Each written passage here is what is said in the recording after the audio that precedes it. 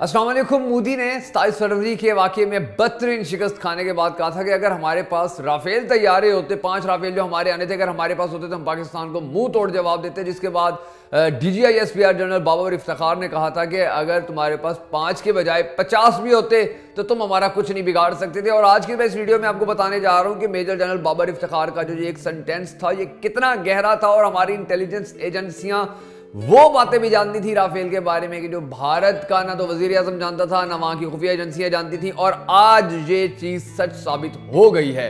अब फ्रांस की खुफिया एजेंसी ने वाज़ेह तौर पर यह बात क्लियर कर दी है कि उस वक्त जो चीज कही गई थी भारतीय राफेलों के हवाले से वो सच हो चुकी है। और जो बयान मेजर जनरल बाबर इफ्तिखार साहब का था बिल्कुल ठीक पत्ते के ऊपर है। इसके साथ साथ राफेल के हवाले से एक और मोदी की सबसे बड़ी करप्शन सामने आई है, वो भी मैं आपको बताऊंगा। और ये भी मैं आपको बताऊंगा कि ISI की जो मालूमात हैं किस हद तक वो ना सिर्फ परफेक्ट होती हैं बल्कि वक्त से पहले पहुंच जाती हैं। और यही वजह है कि पाकिस्तान हमेशा मुंह तोड़ जवाब देने में कामयाब रहता है। अब हुआ क्या है, मैं आपको सीन जरा बता देता हूं नाजरीन।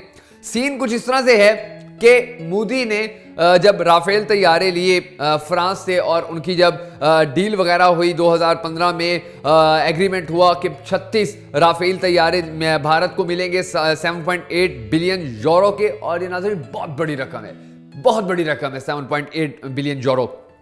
तो 36 राफेल मिलेंगे जिसमें से कुछ राफेल मिले और कुछ नहीं मिले हुए थे जब 27 फरवरी। तो उसके बाद मोदी कहने लगा कि हमारे पास अगर होते राफेल तो हम तबाहियां मचा देते, ये कर देते, वो कर देते।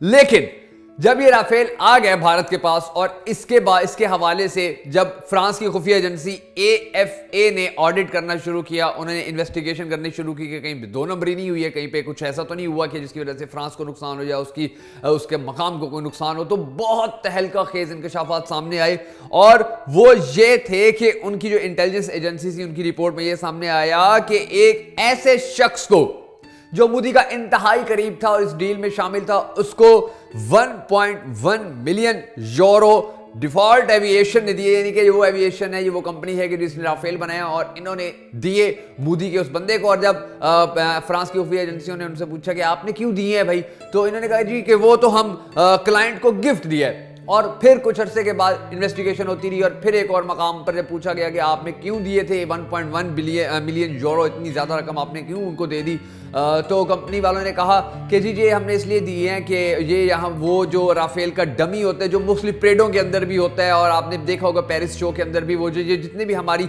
अफवाज की जितनी भी हमारी जितनी भी हमारी ये परेड्स होती हैं उनके अंदर वो जो मिसाइल वगैरह रखे होते हैं वो सब यानी कि वो डमी होते हैं, वो ओरिजिनल नहीं होते हैं। तो उन्होंने कहा कि वो हमने डमी राफेल बना के देने हैं इनको भारत को, तो उसके लिए हमारी डील हुई है। तो फिर उन्होंने पूछा अच्छा भी बना कर देने और इतना अरसा हो गया डील को, तो फिर कुछ दिखाओ, यानी कि अगर आपने कुछ बनाया है या उनका कोई मैसेज वगैरह कोई लेटर वगैरह आया हुआ है या नहीं आया वो कुछ दिखाओ।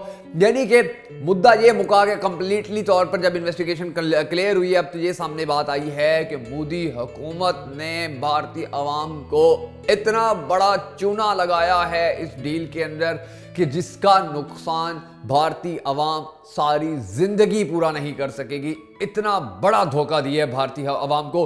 और सेकंड बात जो बड़ी इंटरेस्टिंग बात है कि हम major general DGISPR major general Babar Iftikhar साहब ने कहा था कि ये जो आप 5 तो क्या 50 राफेल भी ले आते तो हमारा आप कुछ नहीं बिगाड़ सकते। तो इसकी जो हकीकत है वो बड़े मजे की है नाजरीन। और वो हकीकत ये है कि जो तैयारे, ये भी बड़ी खुफिया रिपोर्टें सामने आना शुरू हो गई हैं कि जो राफेल तैयारे भारत को फ्रांस ने दिए थे वो सब कोई भी उनमें से एक तैयारा भी ऐसा नहीं था कि जो बिल्कुल नया हो, 0 मीटर हो, जो बिल्कुल नया ना हो, डब्बे से निकला हुआ हो या यानी कि जो अभी सील हो, बल्कि ये सब फ्रांस इस्तेमाल करता रहा, फ्रांस उड़ाता रहा, अपने पायलटों को ट्रेनिंग्स देता रहा, उनको इस्तेमाल में लाता रहा और फिर वो उठा के भारत को दे दी और कहा कि हम आपको नए राफेल दे रहे हैं। और इस हवाले से भी जब भारत में ये राफेल पहुंचे थे तो भारतीय बड़े परेशान हुए थे, किसी की सीट फटी हुई थी, किसी का पेच ढीला था, किसी का क्या था। और ये चीज वो थी कि जो भारत की ना खुफिया एजेंसियों को पता थी, ना भारत के वजीर आजम को पता थी और ना किसी और को पता थी। लेकिन अल्हम्दुलिल्लाह सुम अल्हम्दुलिल्लाह पाकिस्तान की खुफिया एजेंसियों को भी पता थी, हमारे अफवाज को भी पता थी, हमारे इदारों को भी पता थी। और यही वजह थी